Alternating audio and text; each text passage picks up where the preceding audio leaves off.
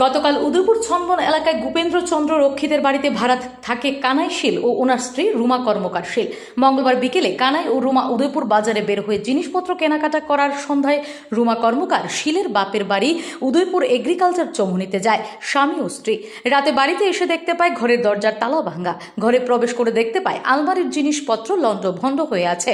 খবর পেয়ে বাড়ির অন্যান্য লোকজনেরা ছুটে আসে। রুমা কর্মকার জানায় তার আলমারি থেকে প্রায় 3 পর্দের স্বর্ণের জিনিস নিয়ে গেছে চোরের দল। খবর দেওয়া হয় রাধাকিশোরপুর থানায়। খবর পেয়ে পুলিশ ঘটনাস্থলে ছুটে আসে। পুলিশ সমস্ত ঘটনা জেনে তদন্তে নেমে পড়েছে।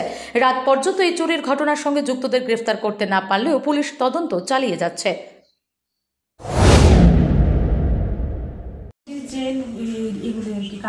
কত টাকার হবে কয় পদ জিনিস ছিল? 3 পদ জিনিস আছে। সবগুলো সোনার জিনিস ছিল না? এখানে কি ভাড়া থাকেন আপনি? কার বাড়িতে থাকেন? গোবিন্দচন্দ্র রক্ষী। হ্যাঁ, গোবিন্দচন্দ্র রক্ষী। এলাকাটা কোন এলাকাটা?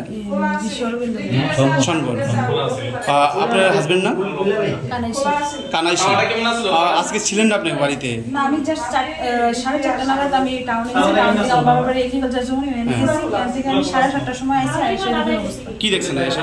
আয়েশা থেকে আমি গ্রিল খুলছি, সামনে গেট খুলছি, গ্রিল খুলছি, দেন আয়েশা থেকে যে দরজা খোলা, দেন পাশের বাড়ির কাকুমুরে ডাকতে এসেছে আয়েশা, তারপর দাঁড়িয়ে দেখছেন কি ঘরের আসবাবপত্র সব বা সামগ্রী সব এলোমেলো নাকি? সোনার জিনিসগুলো নিয়ে গেছে। এগুলো কি গডরেজ ভাঙছে রাখছে নাকি? না, ভাঙছে না, চাবি তো ভিতরে আছে, ভিতর থেকে চাবি পেয়ে এসে খুললে এখানে বসলো। কি নাম আপনার? আর কিছু নিছেন চুরি এরকম? শুধু সোনার জিনিসই নিছে, নগদ টাকা ছিল কিছু? না, কিছু নিছিল না। Bureau report, S Bharat live 24 hours. আপনি কি বুকে ব্যথা, হার্ট অ্যাটাক, হার্ট ফেলিওর, উচ্চ রক্তচাপ এইসব জটিল রোগের চিকিৎসা নিয়ে ভাবছেন? চিন্তা হচ্ছে নিকট আত্মীয় কিংবা পরিজনের হলে পরে কোথায় পাবেন সুচিকিৎসা? তবে আপনার শহর শান্তির বাজারে এখন যশোদা হাসপাতালের শীর্ষ কার্ডিওলজিস্ট ডাক্তার জগদীশ মাদিরেড্ডিকে পাবেন রত্না মেডিকেল হলে 13 জুন রোজ বৃহস্পতিবার। সুচিকিৎসা ও ভালো পরামর্শের জন্য আজই যোগাযোগ করুন আমাদের দেওয়া নম্বরে।